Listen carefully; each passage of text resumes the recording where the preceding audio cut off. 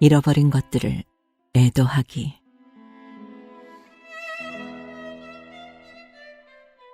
질병은 상실을 불러온다. 상실은 통증처럼 몸 안에서 시작되고 그 다음엔 밖으로 이동해 나가서 몸과 다른 사람들 사이의 관계에 영향을 준다. 사람들과의 관계가 처음으로 껄끄러워진 때는 병원 검사에서 안 좋은 결과들이 나오고 있었지만 암이라는 진단은 아직 확정되지 않았던 몇 주 동안이다. 자거나 걷는 등 당연히 할 수 있었던 일들을 몸이 못하게 되면서 계획을 세울 수도 없었고 일을 맡을 수도 없었다. 하지만 나는 암이 있다고는 믿고 싶지 않았고 주변 사람들은 암일지도 모른다는 이야기를 듣고 싶어 하지 않았다. 해낼 수 있을지 확신할 수 없는 일들을 피하려고 어정쩡한 모습을 보이자 사람들은 내가 거리를 둔다고 생각했다. 우정을 하찮게 여겨서 그렇게 행동한 것이 아니었다. 다른 사람들은 자연스럽게 계획을 세우고 미래를 예상할 수 있지만 나는 몸 때문에 그런 자연스러운 흐름 안에 있을 수가 없었다. 다른 사람들은 당연하다는 듯 계획을 짰지만 내게 미래는 전부 불확실했다. 나는 어딘가에 속해 있다는 느낌을 잃었다. 계획을 세울 수 없다는 것은 소속감을 상실하는 과정의 시작일 뿐이다. 초음파 검사에서 림프샘 종대를 본 날 나는 자신을 꽤 잘 다독이면서 집에 돌아갔다.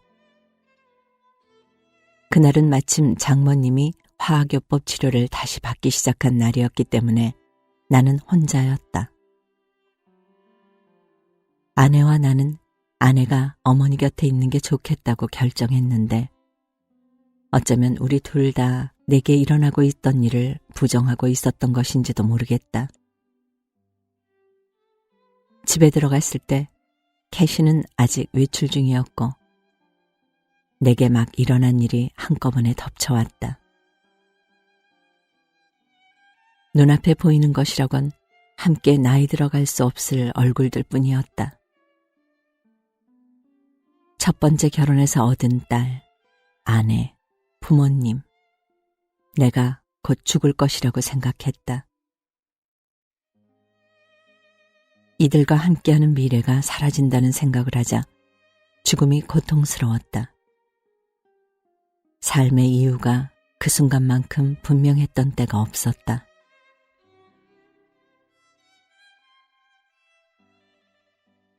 미래가 사라지면서 과거 또한 사라졌다. 나는 종양이 자라고 있는 고환을 제거하는 수술을 받아야 했고 수술이 얼마 남지 않았던 어느 날 밤에 가장 뼈아프게 과거가 사라지고 있다고 느꼈다. 내가 받은 수술은 고환 절제술이라고 불리기도 하고 고환 적출술이라고 하기도 한다. 고환을 뜻하는 그리스어 오르키에서 온 이름으로 지금까지도 이 수술명을 들으면 난초류의 이국적인 꽃이 떠오른다. 그리고 수술로 꽃을 뽑는 거지. 나는 이 농담이 우습다고 생각했다. 다가오는 수술 때문에 괴롭지는 않았다. 수술받을 부위에 대단히 애착을 느끼기엔 통증이 너무 심했기 때문이다. 한쪽 고환이 없어져도 성기능이 손상되지는 않을 거라고 했다. 일부 고환암 환자처럼 내가 10대 후반이었다면 수술이 다른 의미를 가졌을지도 모르지만 내 나이에는 통증 때문에 움찔거리지 않으면서 바지를 끌어올릴 수 있는 게 더 중요했다. 하지만 젊은 시절과의 연속성이 몸에서 갑자기 사라질 것이라고 느끼기는 했다. 중년이라는 시기는 몸과 삶 안으로 서서히 들어오기 때문에 몸 상태가 좋은 날엔 아직 젊다고 자신을 속일 수도 있다. 수술 며칠 전 거울을 들여다봤다. 거울에 비친 몸은 22살 때의 몸이나 30살 때의 몸은 아니었지만 여전히 연속성 위에 있었다. 변화와 노화는 조금씩 왔다. 다른 때였더라면 30살의 몸을 보고 있다고 자신을 속일 수도 있었을 것이다. 그 밤 수술 이후엔 절대로 같은 몸으로 돌아갈 수 없으리라는 것을 알았다. 화학요법 치료를 받으면 등에 있는 종양이 상당히 축소될 수 있다는 사실을 알고 있었지만 그렇다고 해도 전과 똑같아지지는 않을 것이었다.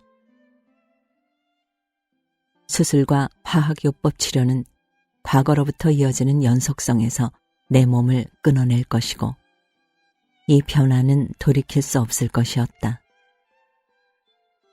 변화된 후에 나 자신이 어떨지 겁이 나지는 않았지만 곧 사라질 예전의 자신을 애도할 필요는 있었다. 그 밤의 애도는 마치 오래 살아왔고 사랑했던 어떤 장소에 안녕을 구하는 일과도 같았다. 나는 살면서 몸을 잘 돌보려 애써왔고 몸도 나를 잘 대해준 편이다.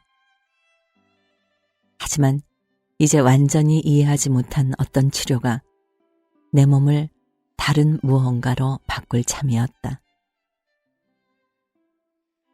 그날 밤 내가 했듯 몸에게 작별 인사를 할 때 우리는 자신이 살아온 방식에 안녕을 고한다. 어느 나이 이후로는 모든 사람이 자기 얼굴에 책임이 있다는 오래된 격언이 있다. 한 사람이 살아온 역사는 몸에 기록된다. 몸에 남은 나의 역사에는 물론 후회되는 부분도 있지만 조금 있으면 사라질 역사이기에 애도했다. 수술과 화학요법 치료가 몸을 뒤바꾸고 나면 나는 다르게 살게 될 것이었다.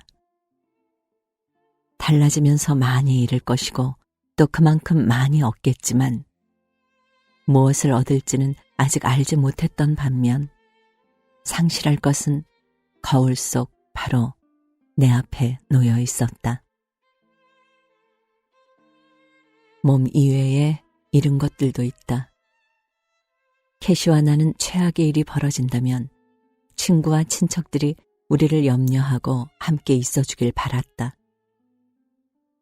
이후 최악의 일이 정말로 일어났을 때 우리는 다른 사람들이 어떻게 행동할지 더는 예상할 수 없었다.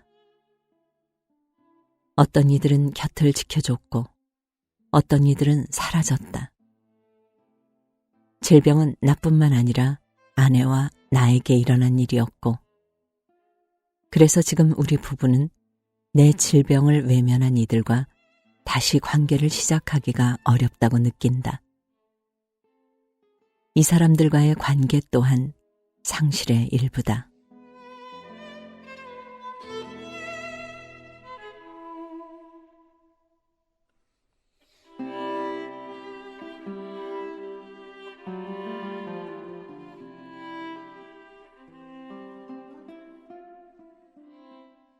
캐시와 내가 삶에 걸었던 순진한 기대도 사라졌다. 일을 하며 이런저런 것들을 성취하고 아이들을 낳아 자라는 모습을 보고 다른 사람들과 경험을 나누고 우리 부부가 함께 늙어가리라는 기대가 평범해 보이던 때도 있었다. 이제 우리는 이런 일들이 일어날 수도 있고 아닐 수도 있음을 안다. 삶은 예측할 수가 없다. 무엇이 기대할 수 있는 평범한 일인지 캐시와 나는 이제 잘 모르겠다. 삶에 거는 순진한 기대를 잃었다는 것이 질병을 겪으며 얻은 수확으로 보일 날이 언젠가 있을지도 모른다. 하지만 지금은 상실로 느껴진다. 미래와 과거의 상실, 어딘가에 속해 있다는 느낌의 상실, 평범한 기대의 상실은 캐시와 내가 함께 겪은 것이든 나 혼자만의 것이든 모두 애도되어야 했다. 아픈 사람이 무엇을 상실하느냐는 각자의 삶과 질병에 따라 다르다. 아픈 사람이 애도하기로 택한 것에 의문을 제기해서는 안 된다.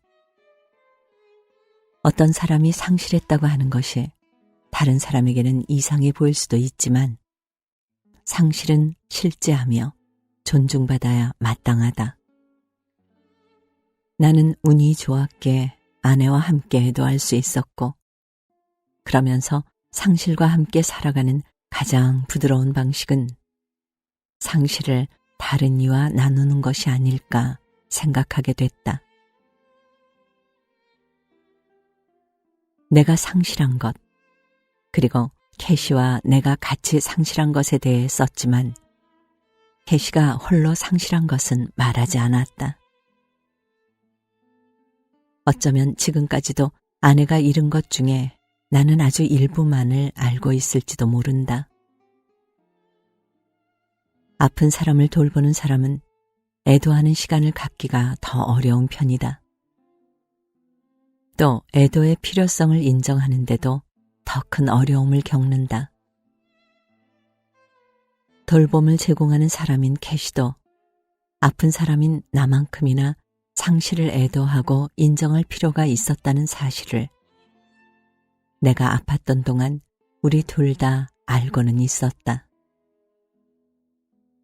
둘 다 마음껏 슬퍼해야 했고 또 그러고자 했지만 애도는 우리 마음대로 자연스럽게 진행되지 않았다. 내 질병 경험을 애도할 시간을 갖기도 전에 캐시 어머니의 병환이 위중해지면서 결국 세상을 떠났기 때문이다. 장모님이 아프면서 애도의 단계는 뒤섞여 버렸고 캐시와 나는 내 병 때문에 슬퍼하는 일을 미뤄둬야 했다. 이런 경험을 하면서 우리는 제대로 애도하지 못했을 때 삶이 어떻게 손상되는지 배웠다. 사람들이 애도와 관련해 겪는 문제는 대부분 상실이 겹쳐서 생기기보다는 상실한 사람이 그만 슬퍼하길 주변에서 바라기 때문에 생긴다. 의료진, 가족, 친구 등 모두가 질병에서 비롯된 상실이든 죽음에서 비롯된 상실이든 아픈 사람이나 돌보는 사람이 최대한 빨리 상실에 적응하길 바란다. 아픈 사람이 슬퍼하다 보면 치료가 늦어질 수도 있고 한편으로 슬퍼하는 모습은 주변 사람들에게 자신도 언젠가는 죽는다는 사실을 떠올리게 하기 때문일 것이다. 사회는 아픈 사람과 돌보는 사람이 상실을 그리 대단치 않은 일로 정리하고 잊은 다음 건강한 보통 사람들 사이로 돌아가라고 압력을 가한다. 전문가들은 적응해야 한다고 목소리를 높이지만 나는 애도가 긍정하는 일일 수도 있다고 강조하고 싶다. 질병이나 죽음 때문에 사라진 것을 애도하는 일은 지금까지 살아온 삶을 긍정한다. 상실이 그저 뒤돌아 나오면 되는 사건인 양 단순하게 다룰 때만 신속한 적응을 말할 수 있다. 이 말은 상실한 무언가를, 상실한 누군가를 존중하지 않는다. 아픈 사람이 그때껏 함께 살아온 자기 몸과 헤어질 때, 또 돌봄을 주던 사람이 돌봄을 받던 사람의 죽음으로 고통스러울 때 시간을 두고 충분히 애도할 수 있어야 한다. 이렇게 충분히 애도한 후에야 한 사람은 상실을 통과하여 다른 편에 있는 삶을 발견할 수 있다. 이 책이 어떤 의미에서는 아프기 전에 젊은 나 자신에게 보내는 편지이기도 하다고 앞에서 썼다. 나는 젊은 나에게 전하고 싶다. 상실을 충분히 슬퍼하고 당신이 슬퍼하는 모습을 있는 그대로 받아들이는 사람들을 찾으세요. 당신이 잃어버린 것이 아무것도 아니라는 식으로 대하는 사람들은 피해요. 이런 사람들은 당신이 느끼는 상실을 사소하게 만들고 싶어 합니다. 다른 사람의 상실과 비교하거나 곧 익숙해질 거라고 말하죠. 많은 것이 당신에게서 사라지고 있을 때 아무도 이 사실을 부정해서는 안 됩니다. 상실은 당신 경험의 일부이고 당신에겐 슬퍼할 권리가 있어요. 질병은 삶의 모든 부분이 상실조차 경험할 가치가 있다는 점을 가르칠 수 있습니다. 제대로 슬퍼하는 일은 당신이 잃어버린 것을 소중히 하는 일과도 같아요. 상실감마저 소중히 여길 때 삶 자체를 소중히 할 수 있습니다. 그리고 그때 당신은 다시 살기 시작할 거예요. 앞에 나온 내용을 보면 질병 경험에 순서가 있는 것처럼 보일 수 있다.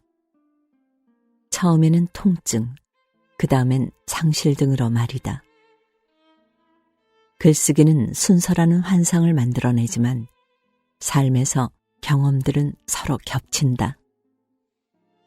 그리고 이보다 더 중요한 점은 내게 일어난 일은 오직 나만의 경험이라는 것이다. 한 사람의 이야기를 자세히 말하는 일의 가치는 우리 각자가 얼마나 독특한지 보여주는 데 있다. 내 질병 경험을 몇몇 단계로 일반화하고 싶지는 않다. 경험 간의 차이를 인식할 때만 우리는 서로를 존중하고 서로에게 제대로 마음 쓸 수 있다. 심장마비와 암을 겪으면서 나는 질병이 서로 얼마나 다를 수 있는지 알았다. 첫 번째 차이는 두려움의 내용이다. 심장 문제를 겪으면서는 갑작스러운 죽음이 두려웠다. 그렇지만 적어도 상상 속에서 나는 젊은 나이에 세상을 떠난 운동선수 같은 제목이 붙은 시처럼 죽을 것이었다. 한창 꽃이 폈을 때 떠나는 거지. 39은 그다지 젊은 나이가 아니고 나도 운동선수라고는 할 수 없지만 시적 허용을 약간 사용해서 내 죽음을 상상해 보았다. 반면 암이 있는 사람들은 대부분 갑작스러운 죽음을 두려워하지는 않는다. 잠자리에 들며 아침에 깨어나지 못할까봐 걱정한 적은 없었다. 암 환자에게 문제는 깨어나는 일이 아니라 깨어난 다음 마주해야 하는 것들이다. 두려웠던 것은 죽음이라기보다는 서서히 죽어가는 것, 부패해가는 것, 끊임없이 고통받는 것, 몸에서 악취나는 체액이 뿜어나오는 것이었다. 이후에 나는 암으로 죽어가는 사람을 많이 만나봤고, 그래서 암 환자가 죽어가는 과정이 내가 두려워했던 것만큼 무시무시하지 않다는 사실을 안다. 사람들은 흔히 암의 공포를 끔찍하게 과장해서 상상하지만 매일 쌓여가는 일상적인 불편은 과소평가한다.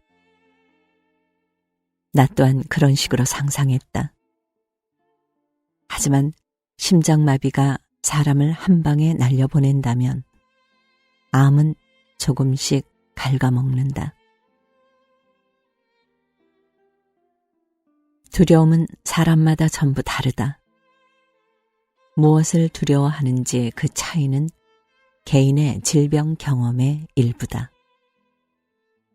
그리고 잘 돌보기 위해서는 차이를 인식해야 하고 사람마다 같은 질병을 다르게 경험한다는 것도 알아야 한다. 암에 걸렸다는 사실을 알게 되는 방식도 사람마다 다르며 어떻게 알게 되었느냐에 따라 이후에도 차이가 생긴다. 내 경우엔 통증 때문에 암을 발견했다. 암 진단을 받기 전 어느 날 집에서 출발해 학교로 걸어가던 중이었다.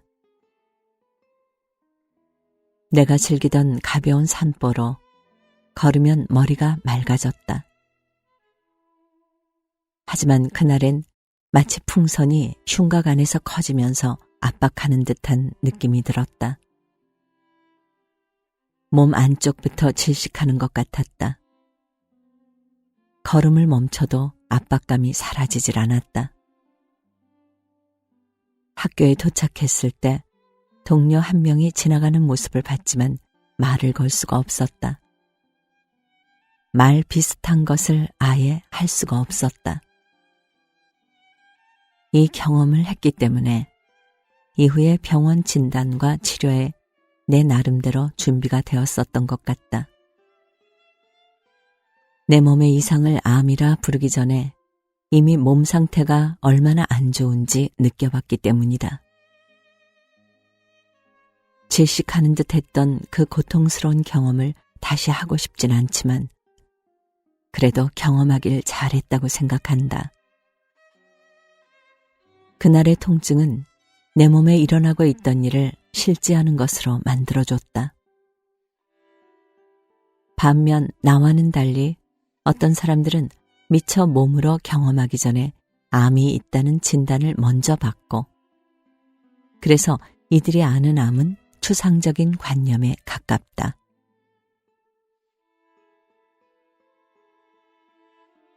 장모님이 암 진단을 받고 6년쯤 지났을 때 자신은 암 자체에서 고통받은 적은 한 번도 없다는 말을 한 적이 있다. 치료 때문에 고통스러워했지만 치료가 성공적이었기에 자신의 몸에 암이라는 병이 어떤 영향을 미치는지는 알고 있지 못했던 것이다. 장모님은 언젠가 연필을 주우려고 허리를 굽히다가 몸이 눌리면서 날카로운 통증을 느꼈는데 그것이 종양을 느낀 것인지도 모른다고 의사가 말했을 때 겁이 나는 동시에 짜릿했다고 한다. 의사들이 치료하던 질환을 자신이 실제로 경험한 것은 그때가 처음이었던 것이다. 장모님이 더 많이 고통을 겪지 않아서 감사하게 생각하지만 한편으로 장모님에게 암이란 거의 추상적인 관념이 아니었나 한다. 암은 의사들의 이야기 속에 존재하는 무엇이었고 치료는 의사들이 자기 몸에 하는 무엇이었다. 거의 끝에 이를 때까지 장모님은 자신의 몸 안에서 질환을 느끼지 못했다. 그래서 질병을 겪기가 더 어렵지 않았을까 하는 생각이 들기도 한다. 하지만 한 사람이 다른 사람의 경험을 판단할 수는 없다. 내가 말할 수 있는 것은 오직 사람들은 자기 질병을 각자 아주 다른 방식으로 알게 된다는 것뿐이었다. 장모님의 친구분 한 명은 의사의 말에 장모님이 분개했던 일을 기억하고 있다. 암이 몸을 다 망치고 있네요 라는 말이었다. 장모님에겐 너무나 충격적인 말이었지만 나였다면 맞는 말이었다고 여겼을 것이다.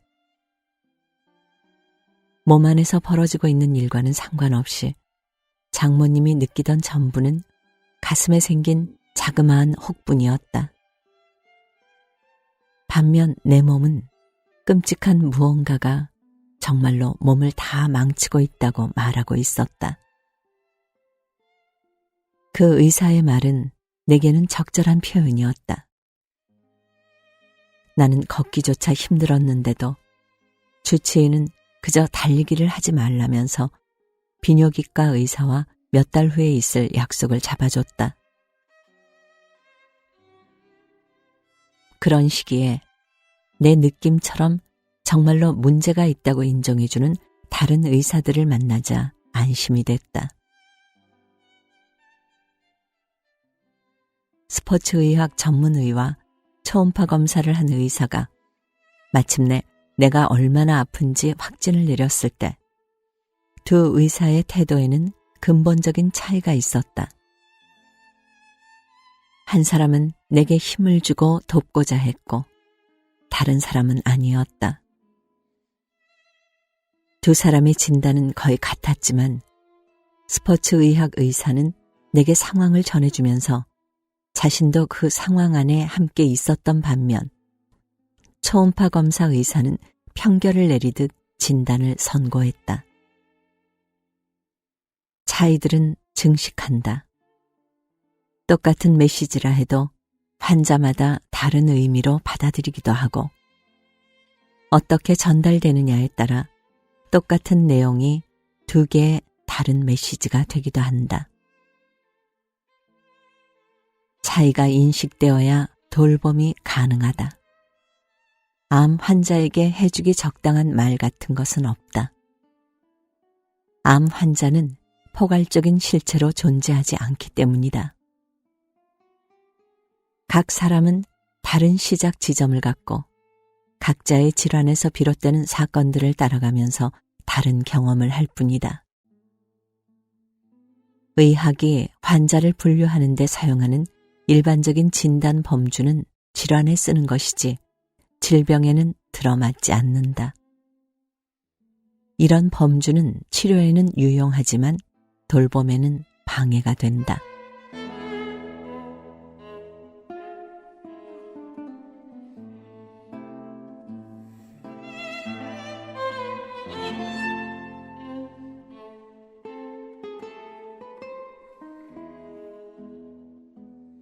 아픈 사람을 상대해야 하는 사람들은 대부분 차이와 독특함을 인식하고 싶어 하지 않는다. 구별하는 데는 시간이 들기 때문이다. 차이를 파악하려면 아픈 사람과 맺는 관계 속으로 더 깊게 들어가야 한다. 반면 일반론은 시간을 아껴준다. 사람들을 범주 안에 집어넣으면 효율적이며 범주 개수가 적을수록 더 효율적이다. 모두에게 다 맞는 원사이즈의 옷처럼 같은 범주에서는 같은 치료법을 쓰면 되기 때문이다. 하지만 치료는 돌봄과 똑같지 않다. 치료 제공자들은 효율성과 돌봄 사이의 균형을 찾으려 애쓰기보다는 환자에게 마음 쓰고 있다는 환상을 만들어내어 책임을 모면한다. 이 환상은 단계 이론 같은 것에 기반을 둘 때가 많다. 이런 이론에 나오는 핵심 용어들은 환자의 심리 상태를 기술하면서 환자가 앞으로 어떤 행동을 하게 될지 치료 제공자에게 알려준다. 가장 유명한 단계 이론은 엘리자베스 퀴블러 로스의 이론으로 죽음을 앞둔 사람이 겪는 경험을 설명한다. 이 이론에 따르면 죽어가는 사람은 부정, 분노, 타협, 우울, 수용이라는 단계를 거쳐간다. 퀴블러 로스의 원래 의도는 아니었을 거라고 생각하지만 이 이론은 사람들이 경험을 터놓고 이야기하는데 도움을 주기보다는 경험을 분류하는 데 사용된다. 이 이론에 나오는 용어들은 개인의 질병 경험에서 어떤 점이 특별한지 보게 하는 대신 사람들이 거리를 둔 채 예상대로 환자분은 지금 분노를 겪고 있습니다 라고 말할 수 있게 한다. 또 아픈 사람이 왜 분노하는지 묻는 대신 분노를 그저 지나가는 단계로 여기게 한다. 그리고 이미 예상한 대로이기 때문에 사람들은 아픈 사람의 분노를 모두들 겪는 무엇으로 일축할 수 있다. 어떤 경험을 진짜로 만드는 것은 경험의 특수하고 세세한 부분들이다. 한 사람의 분노나 슬픔은 다른 사람의 분노나 슬픔과는 너무도 달라서 이 감정들을 같은 이름으로 부르면 각 사람에게 실제로 일어나고 있는 일이 오히려 덮인다. 분노든 슬픔이든 아니면 다른 어떤 말이든 이 단어들은 한 사람의 경험을 알려주기보다는 가린다. 이런 식의 이론이 인기를 끄는 현상은 놀랍지 않다. 실제 경험은 수없이 많은 모습으로 나타나며 각기 다른 결을 갖지만 이와 같은 단어를 사용하는 사람들은 누군가의 산 경험에 자신이 연결되지 않고도 그 경험을 이해할 수 있다고 생각한다. 돌봄을 제공하는 사람에게 단계 이론은 대단한 가치가 없을지도 모르지만 아픈 사람에게는 귀중할 수 있다.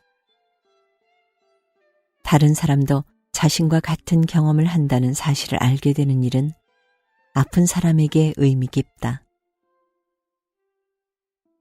나는 암 진단을 받고 두려움에 떨었지만 생명을 위협하는 질환이 있다는 진단을 받았을 때 공포가 정상적인 반응이라는 것을 알자 위안이 됐다. 혼란스럽고 우울했을 때도 내가 미쳐가고 있는 것이 아님을 알았다. 이 역시 정상적인 반응이라고 했기 때문이다. 다른 사람들도 같은 경험을 한다는 사실을 알고 나면 내가 겪는 공포, 혼란, 우울함이 특별하다는 느낌, 또 나만의 것이라는 느낌이 덜해졌다. 하지만 돌봄 제공자의 입장은 다르다. 돌보는 사람은 아픈 사람이 느끼는 공포가 전부 그만의 것이며 어떤 단계가 아니라는 점을 기억해야 한다. 그저 공포 단계를 지나고 있을 뿐이라는 식으로 다루어지는 것은 아마 아픈 사람이 가장 원치 않는 일일 것이다. 다른 사람들도 똑같이 겪는 일임을 알 때 개인이 느끼는 공포는 줄어들지만 예상되는 단계라는 이유로 공포가 폄하되어서는 안 된다. 공포가 정상적인 반응이라는 사실을 안다고 해도 한번 일어난 감정이 쉽게 가라앉지는 않는다. 위중한 병이 있다는 진단을 받은 후 아픈 사람이 필요로 하는 도움은 지구상의 인간들이 모두 다른 만큼이나 각기 다르다. 주위에 가족들이 모여있길 원하는 사람도 있고 혼자 있고 싶어하는 사람도 있다. 즉각 의학의 도움을 받길 바라는 사람도 있고 어떻게 치료받을지 시간을 두고 결정하고 싶어하는 사람도 있다. 어떤 환자의 경우는 치료를 서두는 것이 의사로서 돕는 일이고 또 다른 환자의 경우는 의사가 뒤로 물러나 있는 게 돕는 일일 때도 있다. 돌봄 제공자에게는 아픈 사람이 자기 필요를 표현할 방법을 찾도록 지원하는 기술이 있어야 한다.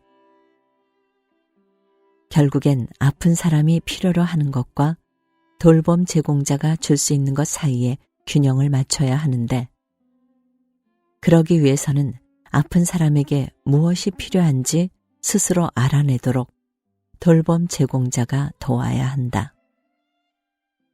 돌봄 제공자가 전문가든 가족이든 친구든 마찬가지다.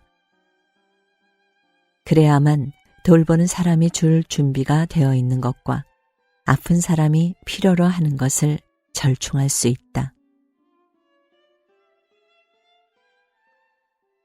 아픈 사람이 자신에게 무엇이 필요한지 아는 데는 시간이 걸린다. 돌봄 제공자가 무엇이 필요하세요? 라고 묻는다고 해서 답이 나오지는 않으며 일관된 답을 기대하기도 어렵다.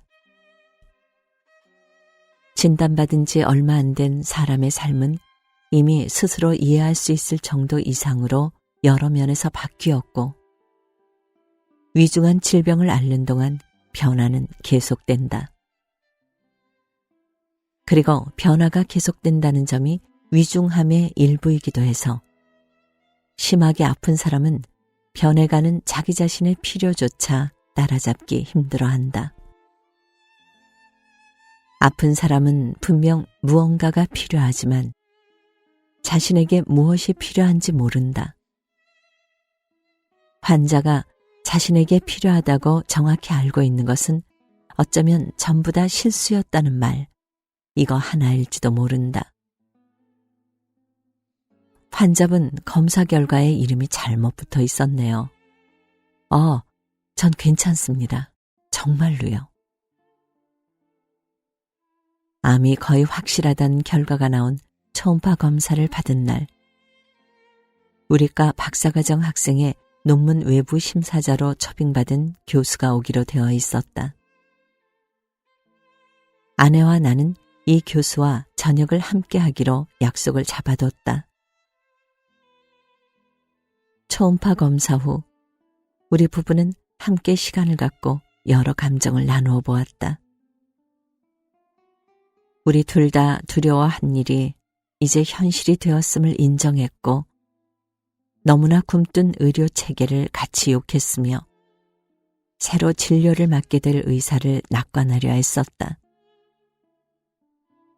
또 앞으로도 계속 서로 사랑할 것임을 확인했다.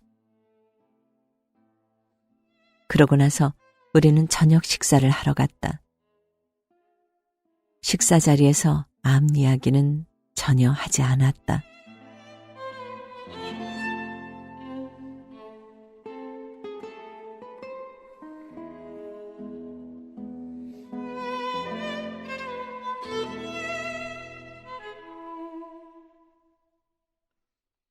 그날 밤 손님과 함께 있으면서 잠시 현실을 부정할 수 있었다. 캐시와 내게 필요한 일이었다. 함께 외출해 시간을 보내며 잠깐이지만 암을 한 구석에 미뤄뒀고 그러면서 우리가 여전히 기분 좋은 저녁을 보낼 수 있으며 또 암이 있다고 해도 삶은 계속될 것임을 깨달았다. 우리 계획대로 일이 일어나게 할 수는 없었지만 이미 일어난 일을 우리의 필요에 맞출 수는 있었다. 어쩌면 아픈 사람은 자신에게 무엇이 필요한지 아예 말로 표현하려 애쓰지 말아야 하는지도 모른다. 필요를 발견할 때까지 아픈 사람은 자신을 그저 놔두고 주위 사람들은 아픈 사람에게 시간과 공간을 주는 것. 이것이 우리가 할 수 있는 전부가 아닌가 한다. 나는 돌봄 제공자라는 이름을 아픈 사람의 말을 듣고자 하며 아픈 사람 개개인의 경험에 응답하고자 하는 사람의 한정에서 쓰려고 한다. 돌봄은 분류하기 위한 범주와는 전혀 상관이 없다. 제대로 된 돌봄은 아픈 사람의 경험에서 다른 점이나 특별한 점을 인식하며 그래서 돌봄을 받는 사람은 자기 삶이 귀중히 여겨진다고 느낀다. 우리에게 사람들을 분류할 권리는 없지만 특권이 하나 있다. 바로 각자가 얼마나 고유한지 이해하는 특권이다. 돌봄 제공자가 이 고유함에 마음쓰고 있다는 사실을 아픈 사람에게 어떻게든 전할 때 아픈 사람의 삶은 의미 있어진다.